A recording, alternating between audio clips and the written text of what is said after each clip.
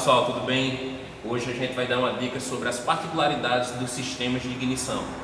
Vamos dar uma ênfase às bobinas tipo COP, ou também chamado tipo caneta. A gente está aqui com um Renault 2.0 16 válvulas, ok? Que utiliza bobina COP. No entanto, o seu sistema funciona como centelha perdida.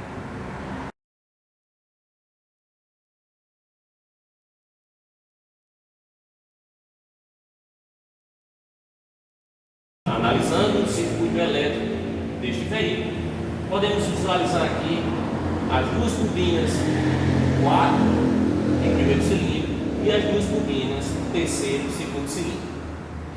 Um fator interessante é que no pino 1 eu recebo uma alimentação positiva e no pino 2 era para receber um controle negativo diretamente da central. Aqui na bobina 3 eu recebo no pino 1 uma alimentação positiva, a mesma alimentação, e no pino 2 eu teria que ter um controle negativo da central. Só que o que acontece?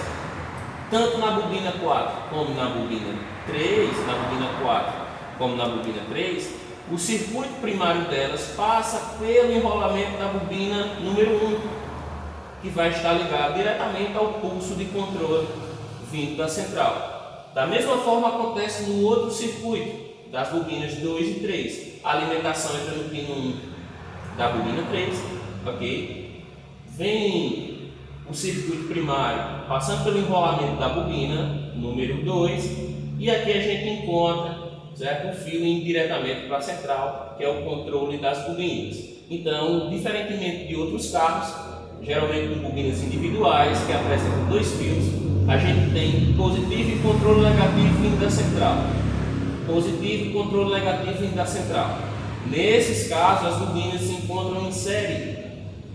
Então, o que é que a gente pode identificar? Caso a bobina 4 esteja queimada, certo? Ou existe alguma deficiência de resistência, ou até mesmo problema no conector, que é muito comum nesses sistemas, a bobina 1 ficará sem funcionar. Então, como a centelha é perdida, é porque o circuito primário trabalha em série. Então, nos outros carros, a gente encontrava positivo nas 4 bobinas, diretamente do relé, e o controle negativo das bobinas vinham por 4 fios. Como esse circuito dessas bobinas trabalham em série, em 2 cilindros, então 4 em 1 é esse diagrama aqui, e 2 e 3 esse diagrama aqui.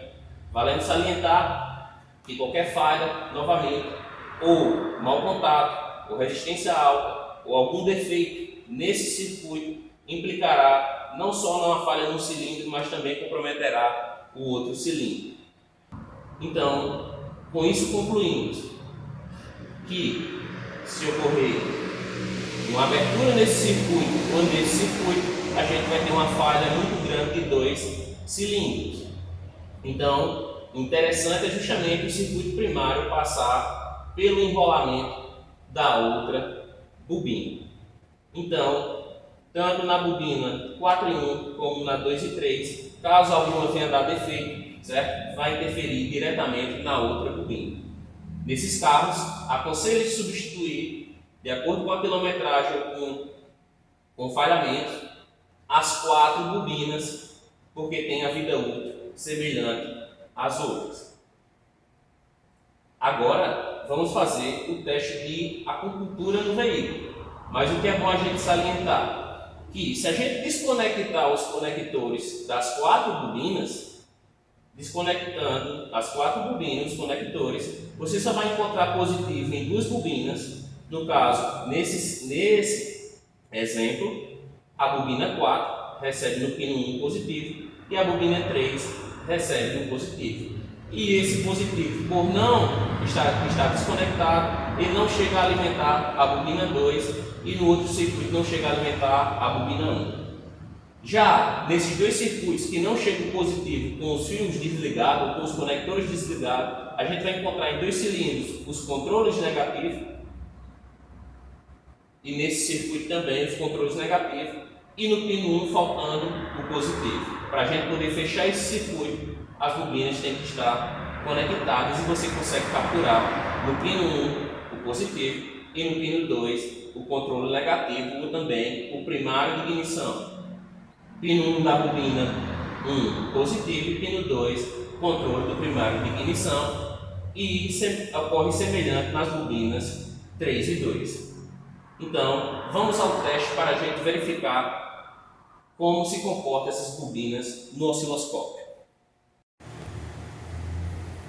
Visualizamos aqui as 4 bobinas de ignição e seus respectivos conectores.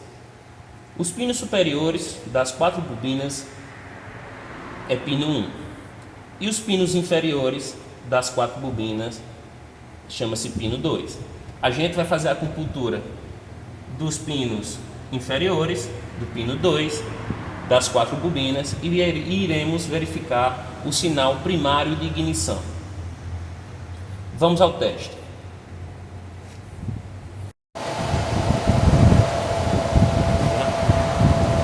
Pessoal, já analisando com o osciloscópio com o canal 4 espetado no pino 2, já conseguimos verificar o sinal do primário. Vamos dar uma calibrada, uma ajustada aqui na tensão e no tempo para a gente verificar esse sinal da melhor forma. Após uma configuração do sinal, verificamos aqui a tensão de retorno do enrolamento da bobina, do positivo que chega. Aqui a gente temos o chaveamento do enrolamento primário. Quando a central desliga, ocorre o disparo. Aqui a gente tem a linha de centelha ou o tempo de centelha, e no finalzinho temos as oscilações individuais, mostrando a perfeita integridade da bobina. Esse carro, por falha, foi substituído as 4 bobinas e substituído também as velas de ignição. Vamos colocar aqui um cursor para a gente ver quanto está o tempo aproximadamente de centelha desse veículo. Instaladas as barras, conseguimos verificar dentro das barras a centelha, o arco elétrico, o arco voltaico, e aqui a gente consegue ver o disparo.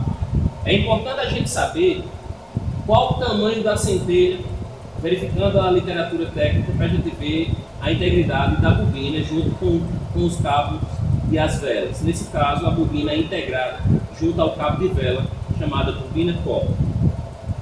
Esse tamanho aqui dessa centelha está com aproximadamente 1,46 milissegundos. A gente tem uma média de que as bobinas de ignição geralmente trabalham um tempo de centelha entre 0,8 a 2 milissegundos, e isso está se alterando nos veículos mais atuais com um tempo de centelha ainda maior. Vamos capturar agora o sinal da segunda bobina. O que é importante a gente perceber é que a gente verifica que esse chaveamento não está vindo até embaixo, até o 0 volt. Então a gente vai tentar medir agora na bobina 2, a gente vai verificar justamente esse chaveamento aqui, já que a gente está trabalhando com bobinas em série. Então vamos mudar lá no carro para a gente verificar. A gente encontra também nesse cilindro, ok? Basicamente o mesmo tamanho do carregamento, o chaveamento da bobina não chegou até o 0, e a gente tem basicamente também o mesmo sinal, as oscilações e o tempo centelha semelhante ao da bobina 1. Vamos para a bobina 3. Na bobina 3, a gente já consegue verificar que esse chaveamento foi maior. Esse chaveamento foi maior.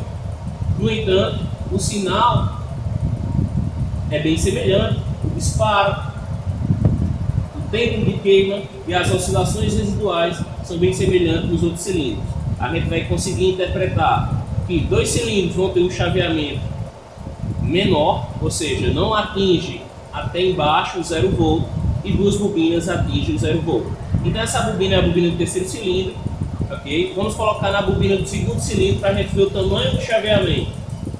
Então na bobina 4 e 3 encontramos chaveamento até o nível 0, ok? Por que essas duas bobinas recebem o chaveamento 0 e a outra recebe o chaveamento menor, okay? Não chegando a 0 volt, justamente porque o pulso negativo de controle ele passa pelo enrolamento de outra bobina e a gente consegue verificar isso no sinal.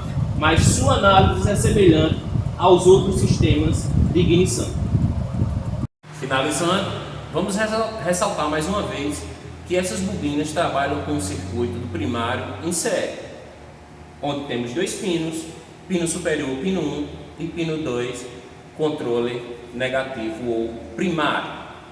Algumas bobinas, como o tipo HB20, recebem 2 fios, mas elas não trabalham em série. No caso HB20, 3 cilindros, são 3 bobinas, onde o pino 1 é o positivo e o pino 2 é o chaveamento negativo diretamente do módulo de comando.